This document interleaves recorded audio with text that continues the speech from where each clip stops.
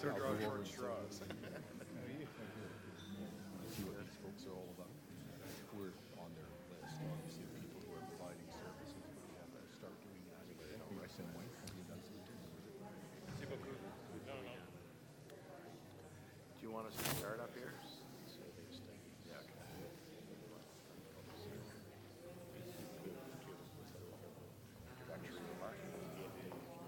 okay. Okay. But I know they're trying to get more ramped up. Okay. He's first. It's all a question. All right. Yeah. I'm going to give.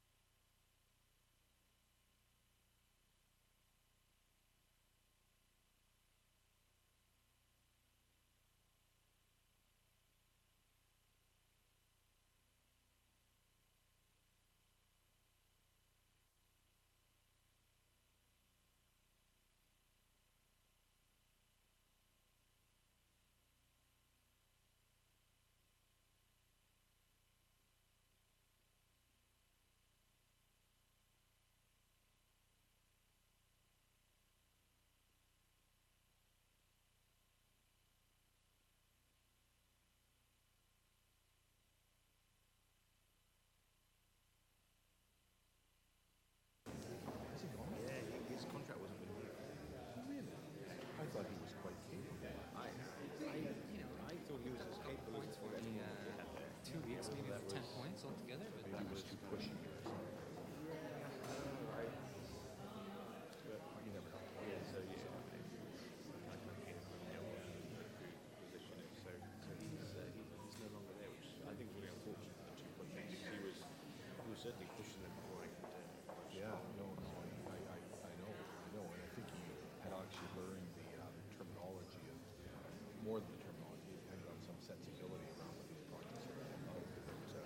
But the IADB, they seem to be really keen on the two projects in the schools, because we're leading the schools, we're supporting on the health, Mark's leading on health support in the schools, so we're a joint team on those two. So that's they have money legal. Yeah. Okay, well, I'd like to talk to you about that because we actually did.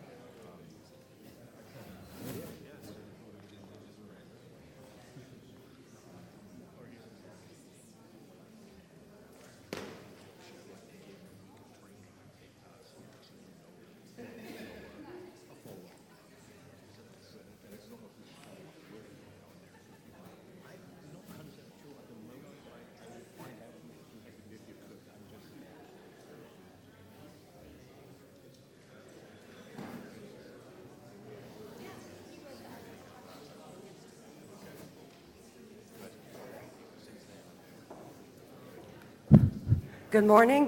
Bonjour tout le monde. Nous allons débuter à 10h30. La réunion est diffusée en direct sur l'Internet. Alors prenez un café ou si vous avez besoin d'écouteurs pour l'interprétation, vous pouvez aller en chercher et nous allons débuter dans quelques minutes.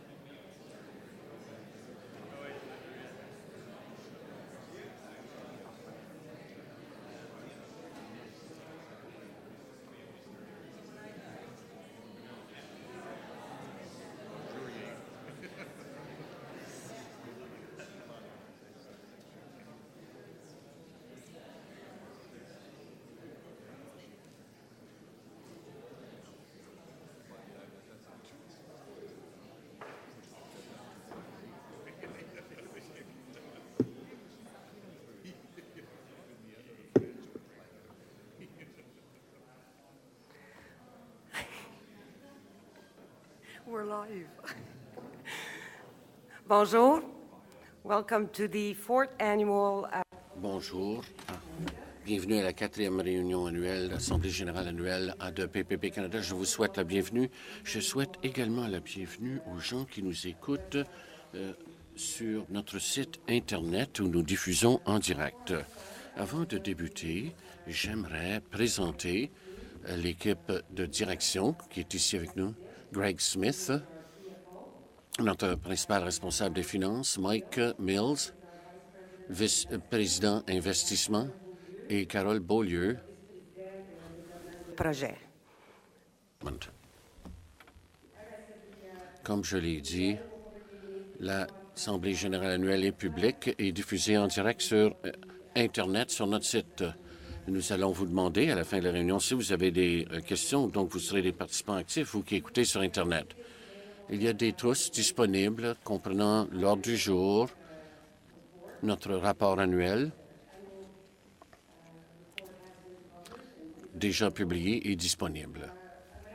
J'aimerais vous demander de vous abstenir d'utiliser vos dispositifs électroniques, notamment les téléphones, pour ne pas interrompre les présentations. Nous allons débuter avec des remarques de Tony Comper. Monsieur Comper donnera un survol des activités de PPP Canada en 12-13 et fait rapport sur les résultats et la position financière de la société. Monsieur Comper a été nommé comme membre du conseil d'administration en 2009 et d'emblée, donc dès le début de la constitution de la société, a été nommé président du conseil d'administration en mars 2013. Il est ancien président et chef de la direction du groupe financier Banque de Montréal et sert à titre d'administrateur sur nombre de sociétés, y compris Spectra Energy Corporation, l'Institut canadien pour la recherche avancée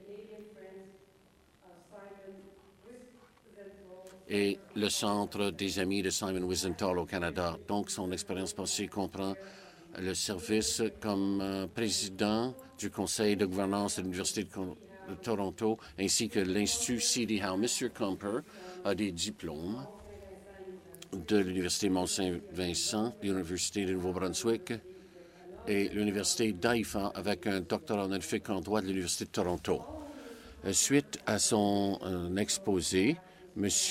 John McBride, qui est le chef de la direction de PPP Canada, nommé également d'emblée en 2009 lors de la constitution de la société, et nous sommes heureux de vous faire savoir que le gouvernement a renouvelé son mandat pour un autre 5 ans. Le personnel en est enchanté.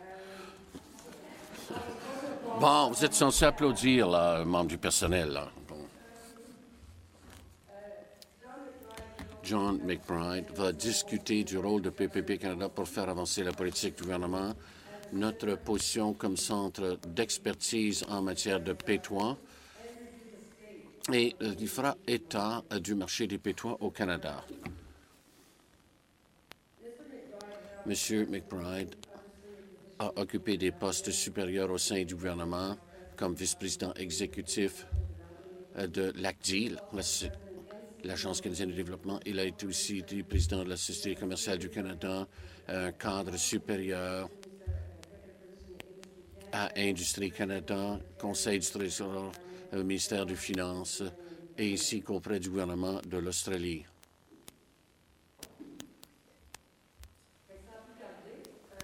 J'invite M. Tony Comper, our chair of our board, to... Président du conseil d'administration, de faire son exposé.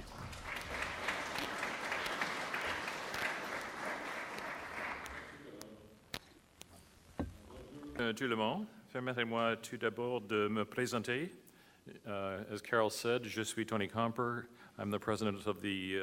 Je suis le président du conseil d'administration de PPP Canada et je suis très heureux de vous accueillir aujourd'hui à notre Assemblée générale annuelle. Ça commence à être vieux jeu, là. Ça fait plusieurs années, mais on a quand même beaucoup de choses à vous présenter pour ce qui est des progrès faits au cours de l'année écoulée. J'aimerais également mentionner que nous avons le bonheur d'avoir parmi nous plusieurs membres du conseil d'administration. Jacques Lamarre. Jacques, s'il te plaît. Carol Pennycook. Bill McMacken, le président du comité de vérification. Merci beaucoup. Donc, allons-y. Sans plus tarder, je vais y aller de ne pas décider parce que la viande sera présentée par John. Et je vais sauter à pieds joints par-dessus notre objectif, notre excellence et tout cela. Et commencer par vous dire que la justification pour PT Canada a été conçue par Jim Flaherty, récemment décédé, ancien ministre des Finances, qui nous appuyait énormément. C'était son idée. C'était en partie dû à sa propre expérience sur comment faire plusieurs choses qui ne se font pas normalement dans le contexte strict de la fonction publique restreinte. Et ce concept n'est pas nouveau, n'est-ce pas? Ça existe en Ontario et en Colombie-Britannique, mais ça a été la perception de Jim que tout ce concept de PPP Canada ainsi que les partenariats publics et privés, non seulement pour utiliser les fonds privés pour la construction d'infrastructures publiques, mais plutôt le concept du transfert de risque des fonctionnaires vers le secteur privé, ce qui donne une plus grande garantie qu'il y aura rentabilisation des fonds et que le transfert de risque jouerait donc efficacement en ce sens. C'était là le concept. Et nous avons débuté, je ne pense pas à travers tout cela, là. Vous pouvez trouver tout cela, mais nous avons fait d'énormes progrès ces 5 dernières années pour ce qui est d'étendre ce concept à d'autres provinces qui ne l'avaient pas si bien développé. Donc, cette idée de PPP dans leur structure et aussi vers des municipalités. La liste des projets que nous entreprenons est très réussie. Et tout le but, ça a été la prestation d'infrastructures en atteignant une meilleure valeur, rapidité d'exécution par des PPP. Bon, on peut dire, et plusieurs le disent, que n'est-ce pas là plus dispendieux car le secteur public, lui, peut facilement emprunter de l'argent et à moindre frais que le secteur privé, non? Oui, c'est vrai jusqu'à un certain point. Seulement lorsque nous voyons l'exemple de combien d'activités d'approvisionnement sont faites dans un contexte de la fonction publique, eh bien, et qui ne réalisent pas leurs objectifs, il y a des dépassements de coûts et tout ça, et quand on ajoute ça à l'équation, les différences de coûts de fonctionnement n'importe plus à ce moment-là. Donc, nos priorités, c'est assez simple. Construire de l'expertise que John a très bien fait, je crois, élargir la participation au PPP dans l'ensemble du pays dans les projets d'immobilisation, et non seulement au niveau provincial et municipal, mais aussi dans de grands projets gouvernementaux. Et nous sommes bien impliqués. Par exemple, le nouveau pont de Montréal, ainsi que le pont hypothétisé vers Détroit, ou hypothétique si jamais ça décolle, pour ainsi dire, pour mélanger les métaphores, et nous sommes très impliqués dans de tels projets. Voici notre conseil d'administration, Peter Armstrong de Vancouver, Rick Byers de Toronto, Jean Clamart et Bill McMacken qui préside le comité de vérification et Carol Panicook qui est ici ce matin. Bon. Et vous voyez comment on gouverne. Nous avons un comité de vérification présidé par Bill McMacken, le comité de gouvernance et de ressources humaines que je préside, et ici le comité d'investissement présidé par Jacques Lamarre. Bon, je ne passerai pas tous les éléments en détail. Vous connaissez les fonctions du comité de vérification. Nous avons le bonheur d'avoir un praticien de grande expérience comme Bill McMacken, président du comité, et j'irai directement au but dans un instant. Mais quand je parle des résultats financiers, sachez que PPP Canada a toujours une belle vérification, sans réserve, et c'est dû non seulement à Bill, mais aussi à notre principal responsable des finances. Le comité de gouvernance et de ressources humaines, c'est assez simple, il n'y a rien de secret là. Et l'une des activités les plus importantes de ce comité, c'est l'évaluation de notre chef de la direction. Nous y mettons beaucoup d'énergie. Il y a des exigences en la matière de la part du gouvernement, de définition des objectifs, niveau de rendement, etc. Et nous y travaillons fort. Nous avons également une auto-évaluation du conseil d'administration par ses membres qui font commentaires sur l'efficacité des comités, des administrateurs, et nous avons beaucoup de belles rétroactions par cet outil. Le comité d'investissement, bon, c'est là que ça se passe, hein, car c'est là que nous examinons les projets et décidons d'investir avec d'autres partenaires dans ces projets ou non. Bon. Et voici ce que je disais au sujet du vérificateur. Alors, c'est les états financiers représentent fidèlement l'état de la société et c'est la 6e fois consécutive que nous recevons une opinion sans réserve. Et ça, c'est tout au crédit de nos gens. Position financière. Nous avons un crédit de 150 millions de dollars de moins suite aux actions que nous avons prises, suite aux examens du gouvernement. Le gouvernement fédéral, comme vous savez, coupe. Hein? Ils essayent de réduire les dépenses en examinant toutes ces activités et cherchent à réaliser des économies. Et nous avons coupé de 150 millions. Alors, vous avez là un petit aperçu de notre fonds et des endroits où nous avons consenti des investissements. Je pense qu'on fait du bon travail et ça, c'est tout au crédit de nos gestionnaires. Pour ce qui est de la gestion des ressources humaines, en regardant une intendance des ressources basées sur le risque ainsi que le leadership et la gestion de risque d'entreprise. Et je pense qu'on a un bon dossier en matière d'investissement pour ce qui est de la rentabilisation de ces investissements pour le gouvernement fédéral. Voilà mes remarques et j'aimerais maintenant vous présenter notre chef de la direction, John McBride, qui va nous parler de certaines choses qui sont produites cette année et comment on se débrouille dans tout ça.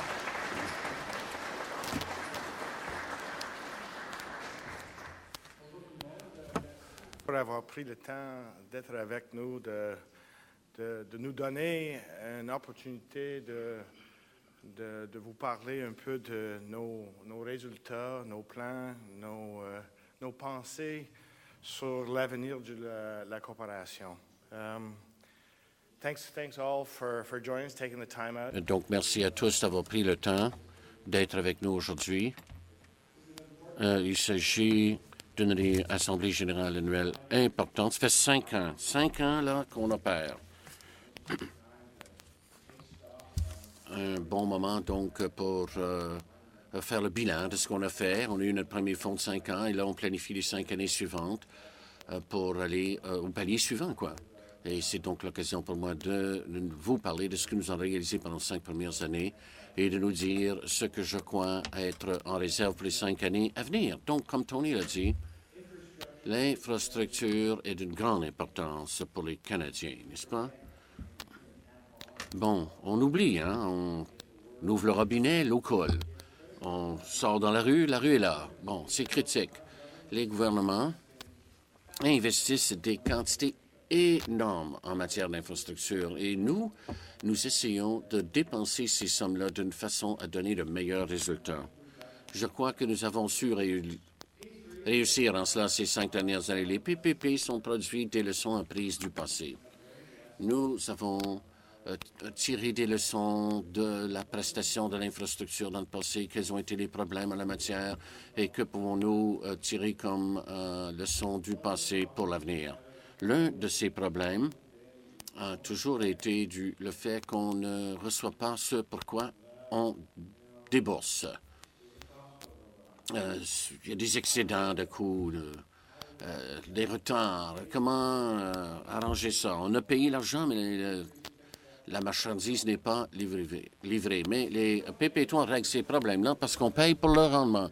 Et si on ne les paye pas avant que ce soit livré, c'est eux qui doivent trouver l'argent pour se financer. Alors non seulement construit-on une route sans être obligés de le payer jusqu'à ce que la route soit construite, mais eux doivent aller trouver le capital eux-mêmes. Et la diligence raisonnable, bon, si vous allez voir un financier en disant « Peux-tu me passer 500 millions, j'ai une route à construire, là. » Les gens écoutent quand il s'agit de 500 millions de dollars. Les principes qu'on connaît et qu'on pratique dans notre propre vie, eh bien, il faut les pratiquer au niveau de l'approvisionnement gouvernemental. Ici, la question de cycle de vie, bon, les choses ne sont pas bien entretenues et ils tombent en ruine. On voit ça dans nos vies. comment faire en sorte que l'on a une constellation de cycle de vie entière? Eh bien, les PPP font cela en comprenant toute la conception, l'entretien et tout cela dans un seul contrat. Alors, l'innovation de la part du secteur privé, nous savons, comme je dis aux gens, bon, par exemple, j'ai des amis de la Défense nationale, ils veulent savoir exactement la grandeur du boulon sur le navire. En fait, ce qu'ils voulaient vraiment, c'est que le navire flotte. Hein? Alors, comment spécifier ce qu'on a vraiment besoin plutôt que des détails sur la façon d'obtenir ce résultat? Alors, ces leçons finalement menées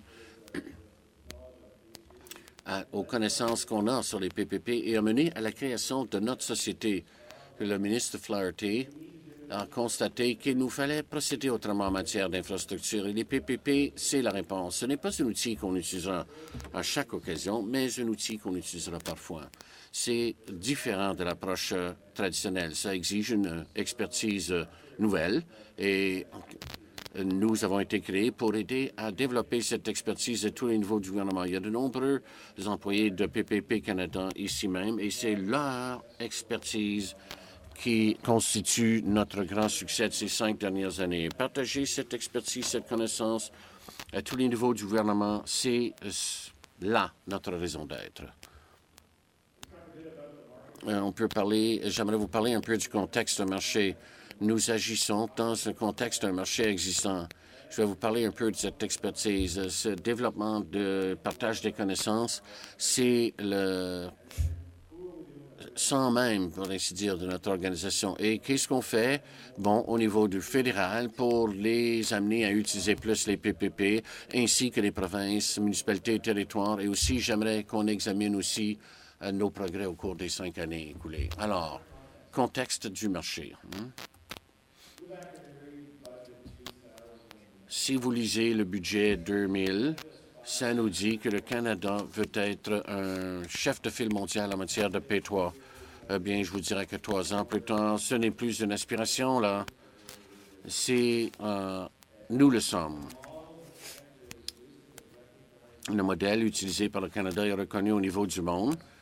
Bon, ce n'est pas seulement dû à PPP Canada. Bon, nous avons joué notre rôle, mais nous avons de nombreux partenaires dans l'ensemble du Canada à divers niveaux qui ont fait du Canada un leader mondial en matière de P3. Et nous voyons cela aussi dans les gens qui nous visitent. Nous avons des délégations du monde entier qui veulent savoir comment le Canada a réussi tout cela, comment on a fait ces choses-là.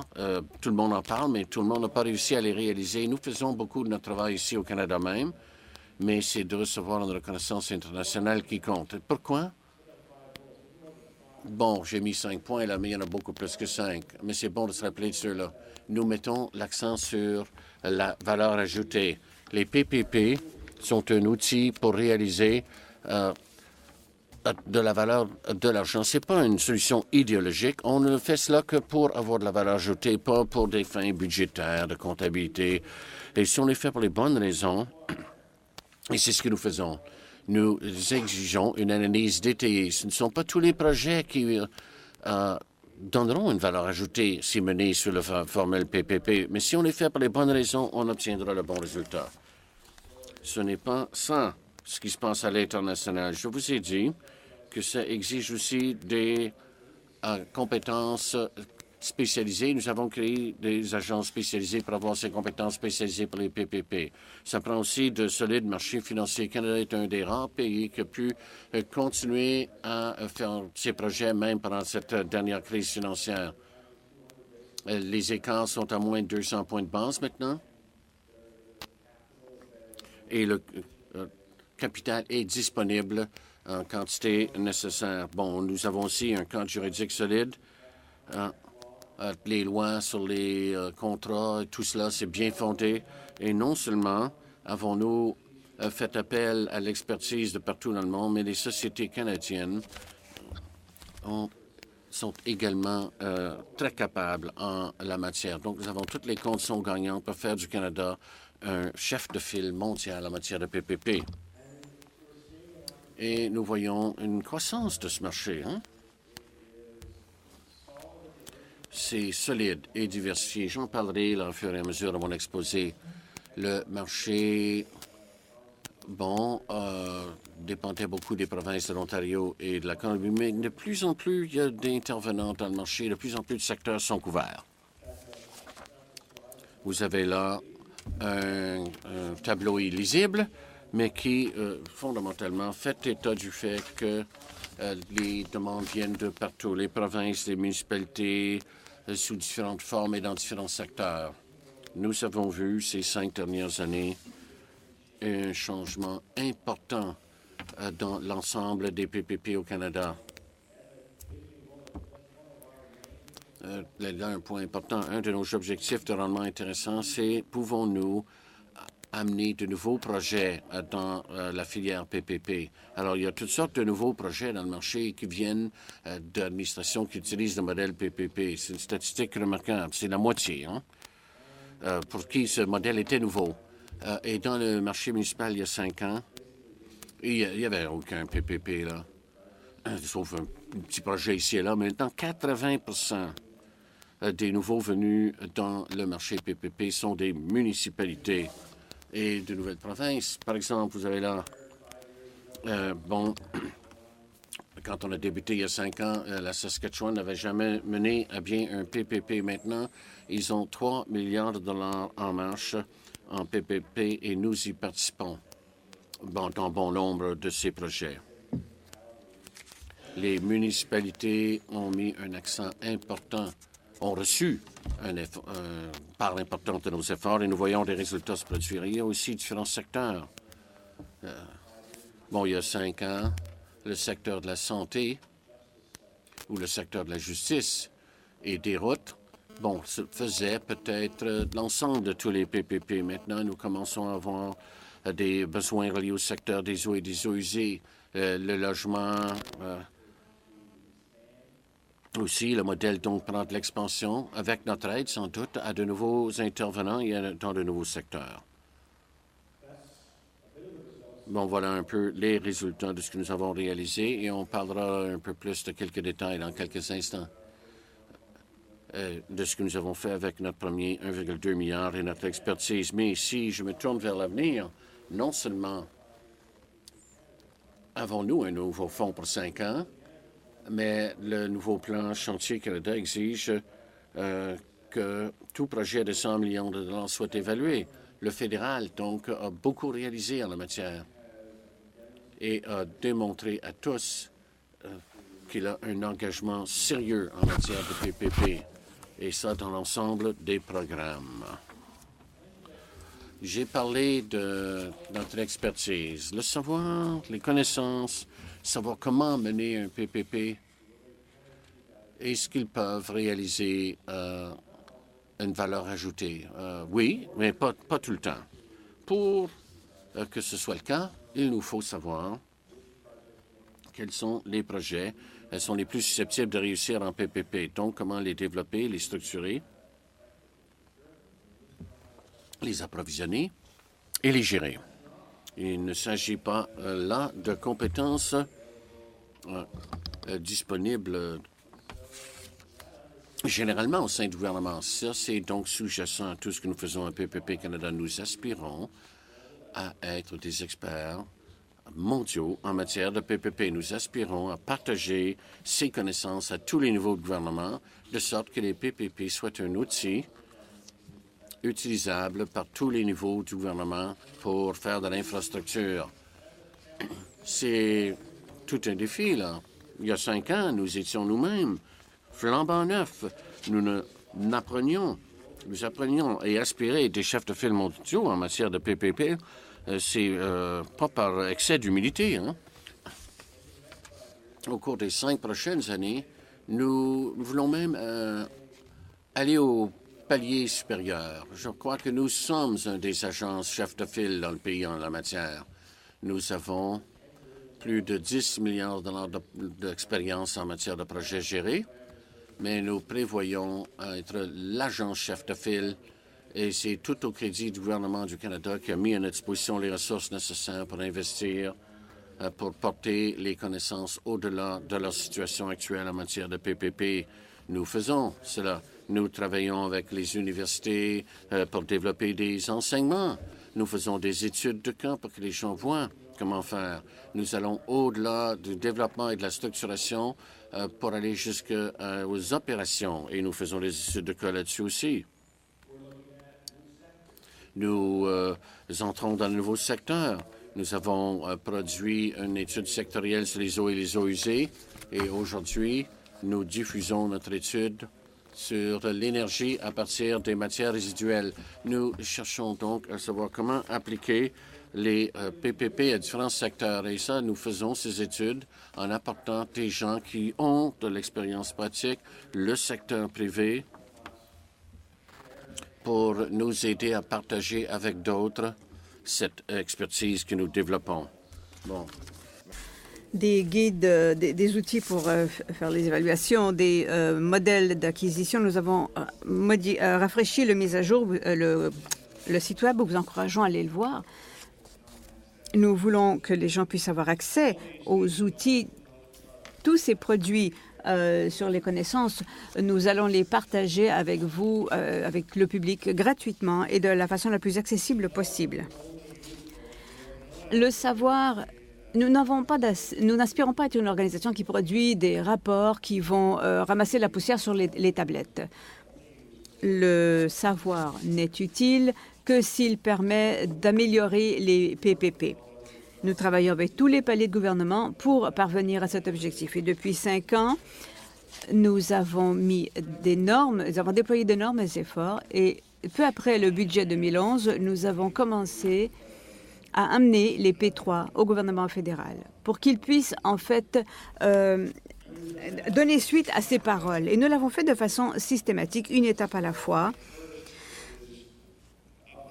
Alors, au départ, il faut voir si on réussit à définir au niveau fédéral les possibilités de PPP pour que le gouvernement puisse mettre en place des exigences voulant que tous les grands projets de plus de 100 millions de dollars soient évalués pour voir s'ils pourraient devenir des PPP. Alors, nous avons un partenariat avec le secrétariat du Conseil du Trésor qui est en train de chercher tous ces débouchés, donc bravo à eux. Et ça souligne la qualité du travail que nous faisons avec eux. Nous voulons nous assurer que les PPP soient vus, au moins, soient inclus dans la liste des outils possibles. Alors, tous les ministères fédéraux y participent et nous avons fait plusieurs de ces projets au cours de la dernière année. Si c'est une option viable, nous travaillons avec les gens pour les aider à développer, à faire la structuration de leurs projets. Nous préparons un cas d'entreprise pour le P3 pour analyser ces projets pour voir si vraiment ils vont produire de la valeur pour l'argent investi et si les questions abordées vont pouvoir être réglées. C'est fondamental pour le succès de tout PPP. Nous avons maintenant accéléré. Maintenant, nous sommes passés de l'étude des cas d'entreprises préparés par d'autres pour garantir au secrétariat du Conseil du Trésor et d'autres ministères de leur faisabilité. Maintenant, nous faisons ces études nous-mêmes. Je pense que c'est un autre outil que nous offrons aux ministères pour leur montrer que nous pouvons travailler en collaboration avec eux pour l'exécution des PPP3. Le fait d'élaborer le projet, de penser à l'idée, ça ne veut pas dire qu'on peut nécessairement réaliser un PPP. Alors, le processus d'acquisition est très différent. Il y a eu d'énormes changements depuis l'an dernier. Nous avons travaillé très fort à l'acquisition d'un nouveau pont pour traverser le Saint-Laurent à Montréal. La moitié de mon équipe exécutive, 25% de l'organisation, se consacre à 100% à ce projet. C'est un changement fondamental dans notre organisation et que maintenant, nous travaillons à toutes les étapes de nos entreprises fédérales. Nous identifions les possibilités, nous développons les structures et maintenant, nous faisons de l'approvisionnement. Et je pense que ça a montré à nos clients, j'espère, que nous avons vraiment une valeur ajoutée à toutes les étapes du processus. Et il y a encore d'autres projets à venir. Nous sommes en train de travailler à l'élaboration d'une pipeline Nous travaillons à l'analyse du cas d'entreprise pour le passage international de la rivière Détroit. À la réunion de l'an prochain, nous allons parler de l'état d'avancement de ce projet. Et sous-jacent à tout cela, nous partageons avec nos collègues du fédéral les outils qui sont adaptés au contexte fédéral. Ceux d'entre vous qui êtes ici savaient que pour travailler avec le fédéral, il faut avoir certains outils. Alors, nous travaillons avec les travaux publics, nous préparons des matrices et nous continuons de sensibiliser les gens. Nous travaillons au PPP par le biais des CFO, des sous-ministres, pour sensibiliser les gens du fédéral à ce que sont les P3. Combien de gens pensent savoir ce que sont les PPP, mais il faut qu'ils prennent le temps d'étudier le processus vraiment. Mais nous ne travaillons pas seulement qu'avec le fédéral, nous travaillons aussi avec les paliers provinciaux, territoriaux, municipaux et les Premières Nations pour voir s'il est possible d'implanter les PPP partout. La Constitution fait en sorte que nous ne pouvons pas leur dire quoi faire. Nous pouvons les encourager avec des fonds. Et comme je l'ai dit tout à l'heure, pas seulement par le biais de notre propre fonds, qui est axé sur l'élargissement des frontières des PPP. Le gouvernement, en avril dernier, a décrété non seulement qu'on allait élargir les frontières, mais qu'on va aussi se concentrer sur les jalons existants, c'est-à-dire que le fonds PPP du Canada va déjà avoir beaucoup plus de travail et beaucoup plus de pain sur la planche. Nous avons quelques 22 projets. Il y en a qui vont être annoncés. Nous avons 1,2 milliard de dollars, plus de 6 milliards de dollars d'infrastructures, ce qu'on ne voit pas ici, plus de 800 millions de dollars de valeur ajoutée. Nous avons 1,2 milliard de dollars qui a permis de réaliser plus de 6 milliards de dollars d'infrastructures et plus de 800 millions de dollars d'économies. C'est, je dois dire, assez impressionnant comme résultat. Et ce n'est pas facile. Après la deuxième année, nous avions engagé 125 millions de dollars.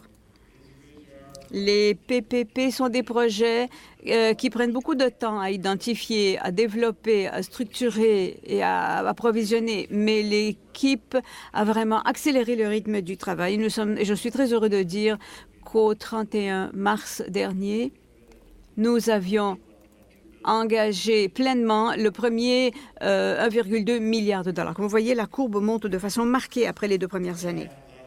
Et ça, c'était l'an dernier. Nous en avons eu d'autres l'an dernier.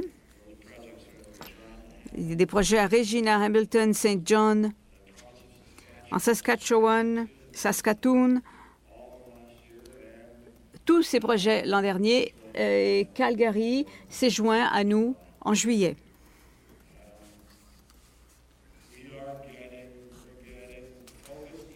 Nous nous concentrons maintenant sur plusieurs secteurs dans le cadre de nos priorités. Nous nous concentrons donc sur des choses qui vont produire, des projets qui vont produire des emplois, notamment tous les types de transports, l'eau et les eaux usées et l'élimination des déchets solides. Ça ne veut pas dire qu'il n'y a pas d'autres choses, mais ce sont les priorités pour l'instant. Et nous faisons toujours mieux pour sensibiliser nos clients parce que c'est là où les demandes sont envoyées. La partie grise ici, c'est le plus intéressant. Nous recevons beaucoup d'intérêt de la part des municipalités. Elles sont en train de devenir une partie très importante de notre clientèle. Comme vous voyez, comparé à la ronde 1, vraiment l'intérêt des municipalités augmente de façon marquée. La ronde 6 s'est terminée en juin. Nous avons eu un total de 15 demandes. Vous pouvez dire que ce n'est pas beaucoup, mais nous avons appris depuis 5 ans que le processus d'évaluation de demande est très important, mais le processus de demande préliminaire est encore plus important. Rob McKay et son équipe en particulier, vous savez, aller sur les lieux, expliquer aux clients ce qu'on recherche pour que les gens comprennent ce qu'est notre programme pour améliorer considérablement la qualité de demande que nous recevons. Nous nous concentrons, entre autres, sur le taux, sur l'augmentation du taux de conversion, c'est-à-dire combien de tous les projets que nous sélectionnons, combien d'entre eux sont réalisés. Le taux de conversion de la présélection à l'achèvement du projet a augmenté d'au moins 50%. Alors, comme vous voyez, la tendance des municipalités continue à se maintenir tout au long de la ronde 6. Comme je l'ai dit, nous avons commencé cette année quelque chose de nouveau. Le nouveau plan Chantier Canada qui a fait l'objet d'une évaluation d'adaptabilité pour les P3. On a d'excellents partenariats créés avec Infrastructure Canada. C'est un effort coordonné entre les deux organismes et d'autres paliers de gouvernement. Si on regarde les 5 dernières années,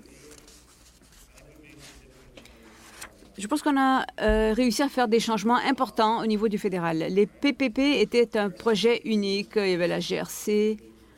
C'était des projets uniques, mais je pense que maintenant, on a adopté une approche systématique à développer, approvisionner et réaliser des PPP. La pipeline, d'après moi, on n'aurait peut-être pas beaucoup de projets PPP au fédéral, mais ils seront grands, ils seront d'envergure. Montréal, Détroit, ils sont moins nombreux, mais ils sont plus imposants. Nous avons aussi augmenté le volume des projets.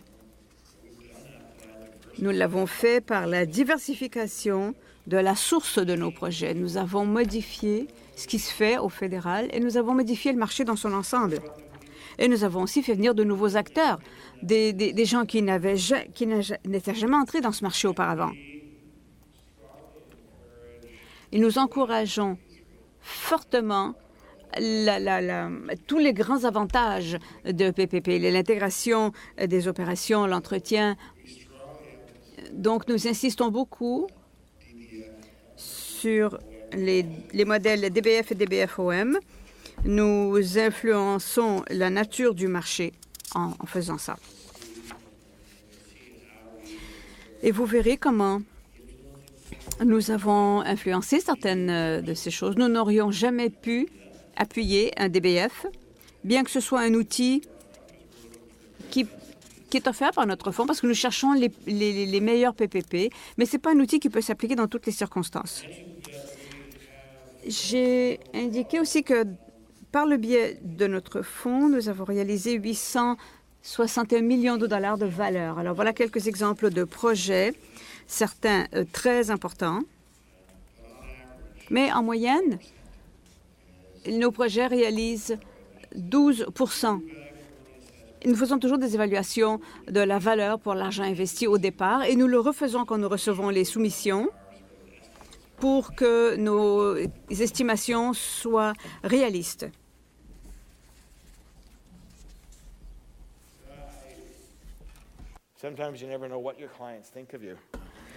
Alors, on veut toujours savoir ce que les clients pensent de nous. Et une chose que nous cherchons à faire, c'est est-ce que les gens nous aiment pour notre argent ou est-ce qu'ils nous apprécient pour notre expertise?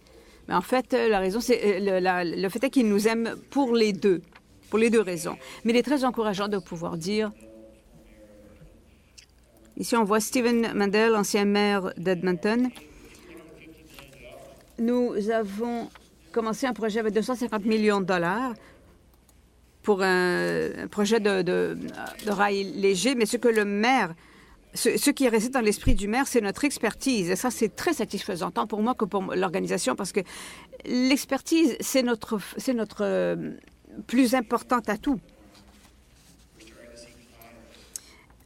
Nous commençons à voir des clients qui comprennent. Vous savez, ils n'apprécient pas toujours notre expertise au début, mais je vous assure qu'ils l'apprécient à la fin.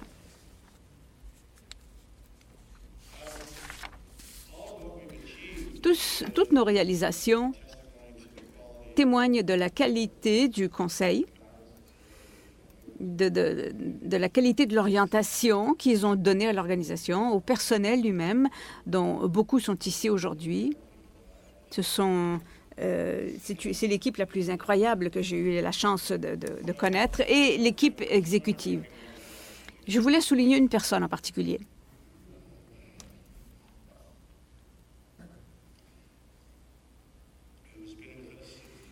Qui est avec nous depuis le début. Carole.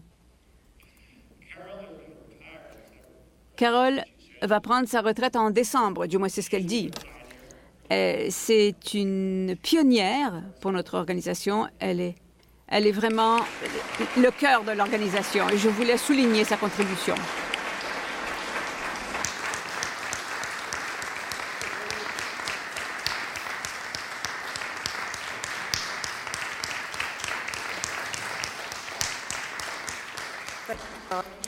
Merci, John. Je ne m'attendais pas à ça, je dois dire. Je remercie nos deux présentateurs pour leurs excellents exposés. Je suis sûre que c'était très bon pour vous d'en savoir plus sur notre organisation et nos résultats. Nous allons maintenant passer à la période des questions. Le microphone pour la traduction. Et Michel Coates, qui est là, va prendre les questions. We'll be taking the questions directly. Nous prendrons les questions des gens qui participent en ligne. Alors, c'est la période des questions. Utilisez les micros, présentez-vous et dites à qui votre question s'adresse. Ne soyez surtout pas timide.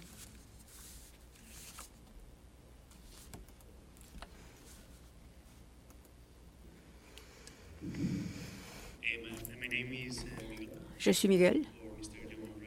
Une question pour M. McBride. J'ai vu récemment aux nouvelles que PPP Canada avait collaboré avec un projet en Colombie-Britannique, un plan de travail avec les Premières Nations. Pourriez-vous nous expliquer un peu la participation de l'organisation dans ce projet? Un de nos objectifs est d'avoir la participation des Premières Nations dans les PPP.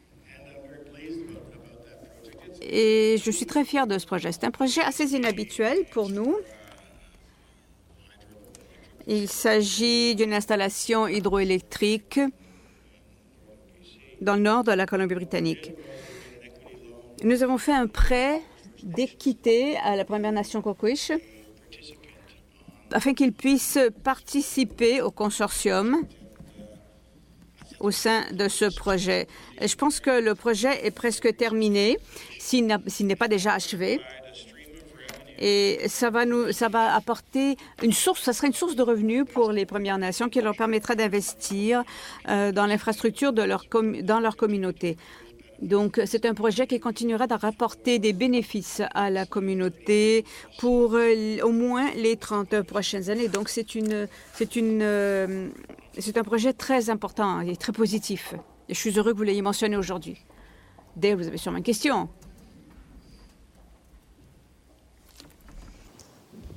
My name is James.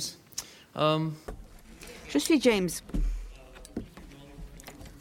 Le modèle que vous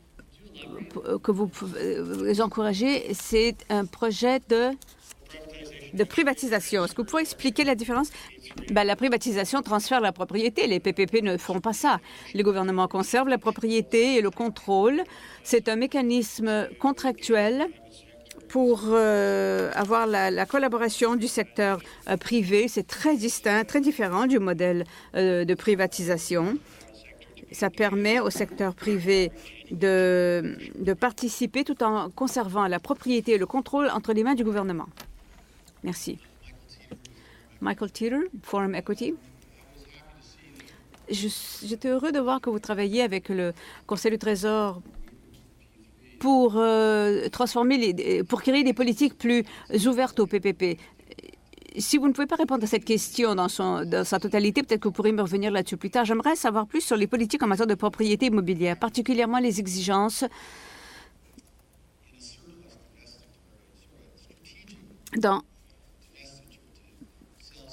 particulièrement lorsqu'il s'agit de vendre les terrains surplus de façon stratégique, les terres de la couronne, et comment ça affecte la capacité du gouvernement de faire des P3 pour le développement immobilier.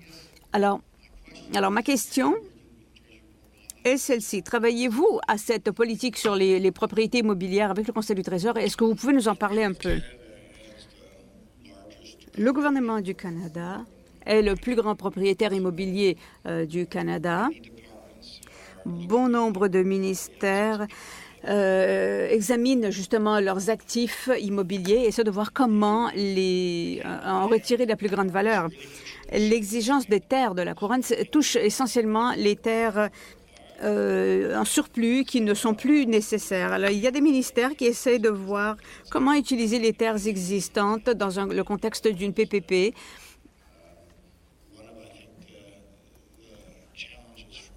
Un des défis pour nous au cours des 5 prochaines années sera de créer des partenariats plus importants avec la direction publique des travaux publics, qui est le principal responsable de ces biens, pour essayer de trouver des débouchés, des possibilités de créer des modèles PPP. Ils l'ont fait une fois avec la division E de la GRC, mais ce n'est pas encore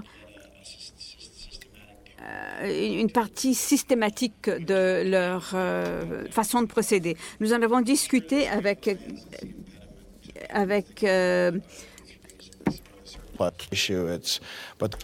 ça fait pas partie nécessairement de leurs activités, mais il y a beaucoup de ministères comme la GRC et d'autres qui, à mesure qu'ils commencent à réinvestir et à trouver des possibilités par le biais de ce projet de 100 millions de dollars, vont commencer à opter pour les PPP. Excellente réponse. J'ai une autre petite question. Je pense qu'un des problèmes que je vois encore là, c'est qu'il y a un empêchement dans la politique de regrouper les terres. Dans un modèle PPP, il est préférable de regrouper des terres parce que le gouvernement fédéral pourra en avoir plus pour son argent s'il regarde le partenariat dans un regroupement ensemble, au lieu de dire cette partie est excédentaire, alors on va s'en débarrasser. Voilà, enfin, c'est ce que je voulais dire. Merci pour cette question.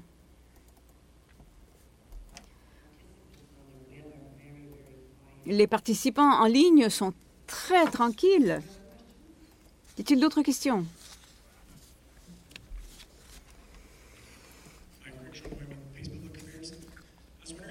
Craig Johnaway, Pace Public Affairs. Je me demandais si les organismes provinciaux, par exemple l'Infrastructure Ontario, qui a aussi plusieurs projets sur la table et plusieurs années d'expérience, comment déterminez-vous qui est le chef de file, qui est le meneur d'un projet, surtout si la province a une part financière et le fédéral aussi dans un projet particulier? L'acquisition se fait par le propriétaire de l'actif.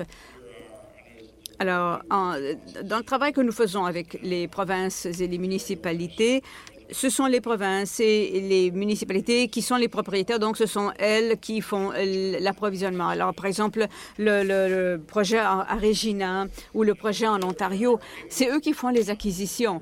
Mais nos contrats ont des conditions très précises sur nos attentes quant à notre activité de participation. Alors, notre relation est avec les provinces et les municipalités et leur relation est avec le secteur privé. Mais nous participons au processus d'acquisition, d'approvisionnement, parce que nous déterminons des ententes de financement conditionnel qu'ils vont devoir respecter avant que nous ne versions de l'argent.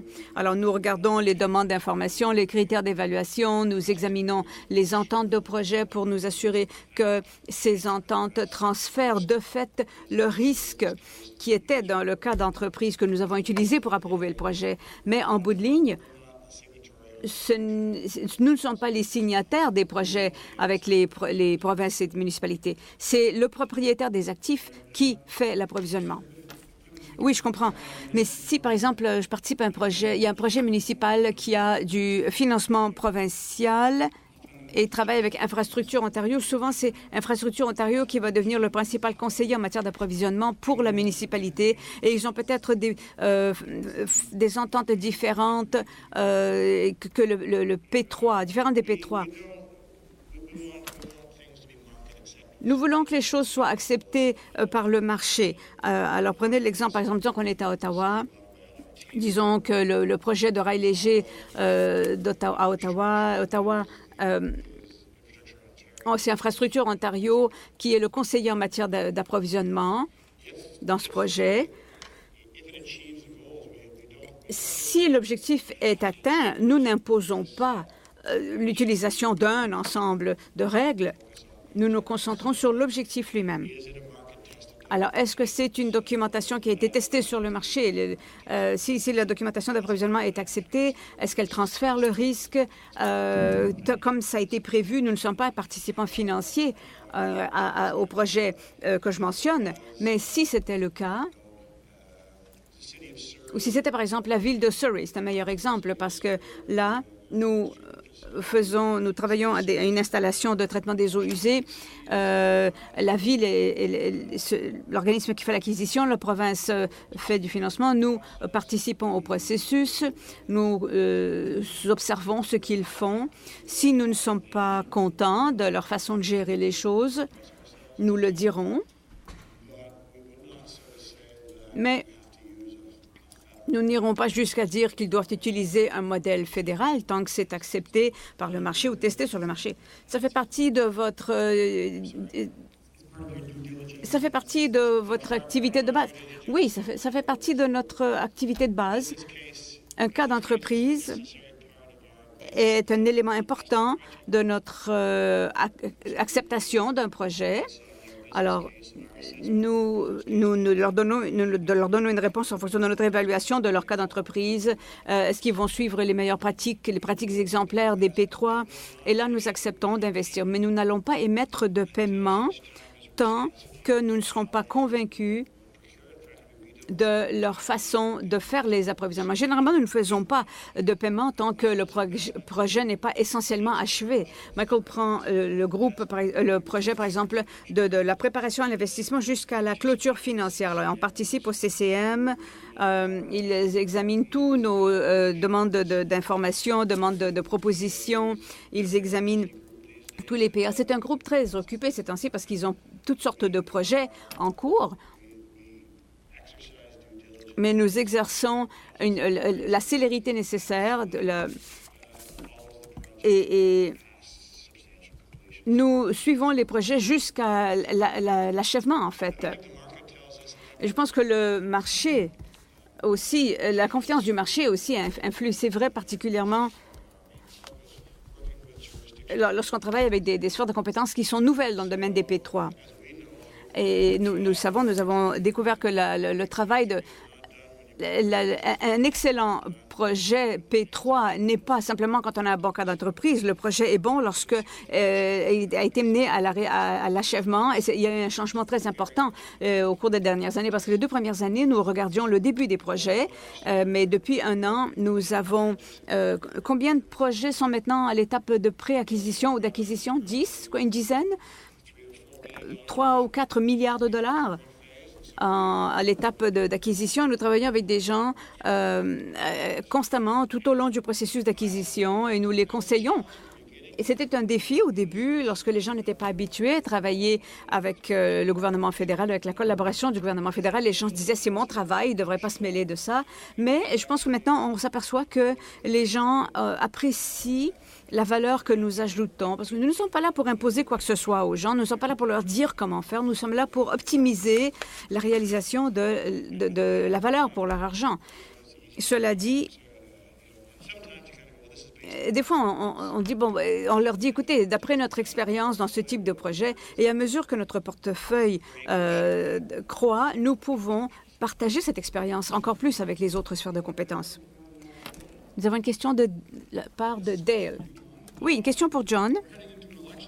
Nous en allons vers des élections fédérales.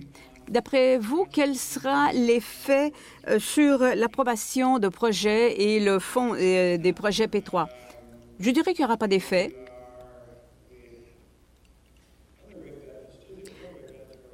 Un des grands avantages de notre organisation, c'est que nous sommes indépendants. Et je peux dire honnêtement, nous n'avons jamais vu quelqu'un nous dire faites ceci, faites cela, prenez ce projet, ne prenez pas tel autre. Alors nous sommes...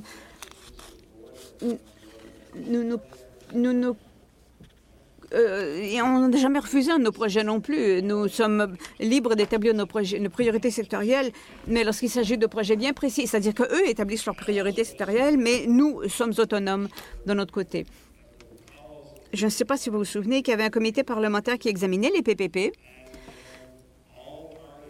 Toutes les parties savaient que c'était un outil dans une boîte à outils. Et c'est une transformation profonde en 5 ans. Et on reconnaît de plus en plus que les PPP ne sont pas un débat idéologique entre ceux qui sont en faveur du secteur public ou en faveur du secteur privé. Il s'agit de savoir quelle est la bonne approche pour un projet donné. Et je pense que ça, c'est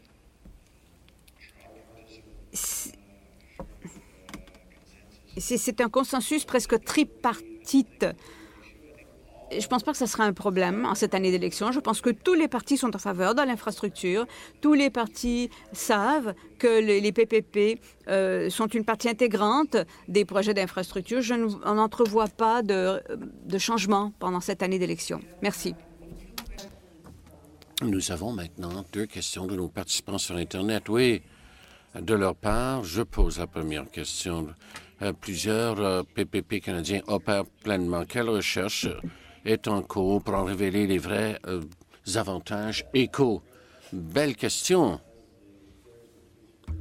À mesure que grandit l'expérience avec les PPP au Canada, nous voyons de plus en plus la phase post-construction. L'une des études que nous faisons en ce moment, c'est quelle est la meilleure pratique en matière de gestion de la concession. Si on fait toutes les bonnes choses, mais qu'on n'a pas la bonne valeur en utilisant les bonnes mesures contractuelles, etc., on n'aura pas la meilleure valeur ajoutée. Craig Smith, avec son groupe, mène une étude qui examine un portefeuille de projets maintenant en voie d'opération, donc sous concession, pour essayer d'en tirer les leçons apprises et les pratiques exemplaires que nous allons partager tant avec eux, mais aussi pour tous les projets futurs qui abordent la phase de concession. L'étude n'est pas tout à fait complétée, mais elle avance. Je crois aussi, je crois que l'une des conclusions de cette étude, c'est que nous avons besoin de plus de travail dans le domaine. La deuxième question que nous avons reçue est la suivante. Les investissements en PPP sont à long terme, et l'un des risques à plus long terme, c'est le changement climatique. Tant du point de vue des opérations, si on calcule un prix pour le carbone, ainsi que les incidences sur l'infrastructure du fait d'avoir un prix sur le carbone. Est-ce qu'on les évalue à la lentille carbone? De nombreux de nos projets ont un avantage côté changement climatique. Nous avons 4 critères principaux que nous examinons pour l'évaluation de nos projets. La première, c'est l'avantage pour le grand public. Le projet doit réaliser un avantage pour le public. Les projets donc, que nous menons en matière de transport urbain ont de telles incidences. Donc, oui, nous en évaluons les avantages. Ce n'est pas un fonds de changement climatique, entendons-nous. Mais nous évaluons ces choses-là. Aussi, quand on voit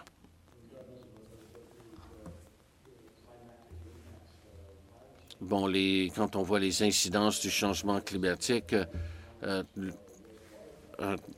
de nos projets en matière d'eau usée a été construit pendant les inondations à Calgary l'année passée.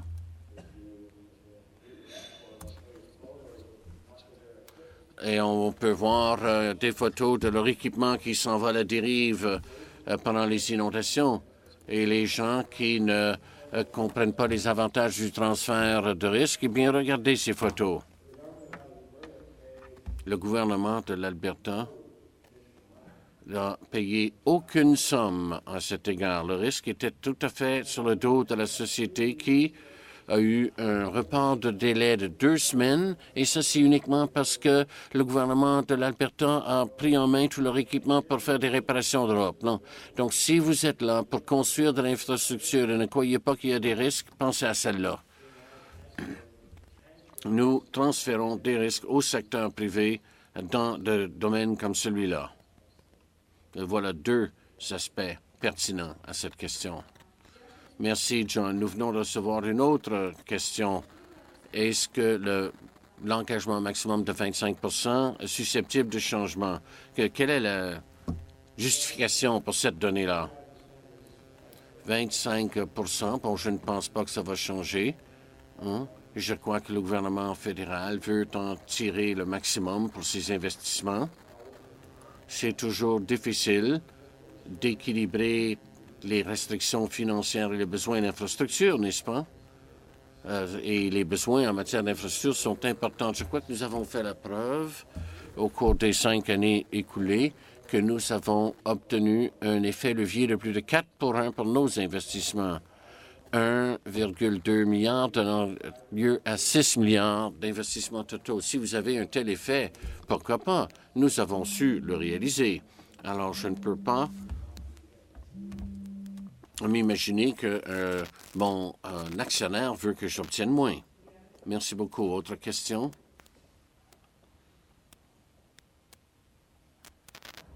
Eh bien, s'il n'y a pas d'autres questions, merci John et Tony pour vos réponses à nos questions.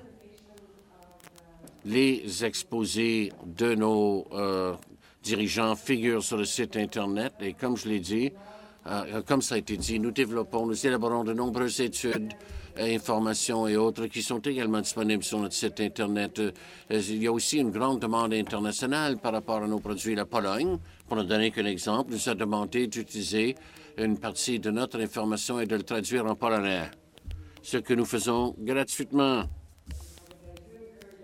J'encourage toutefois tous et chacun à consulter notre information pour en apprendre plus long sur nos pratiques exemplaires, comment faire une étude de rentabilisation, etc. Et si vous avez des questions, vous pouvez toujours utiliser notre boîte d'information et on y répondra. Donc, pour terminer, oui, il s'agit bien de ma dernière réunion Assemblée générale annuelle. Je suis très fier de notre organisation, mais je suis aussi surtout fier des gens qui y travaillent, car notre succès vient directement des gens professionnels. Ils s'y connaissent, ils n'hésitent pas à être prêts à fournir leurs conseils. Alors, merci beaucoup d'avoir participé. Ayez une bonne journée. Merci beaucoup.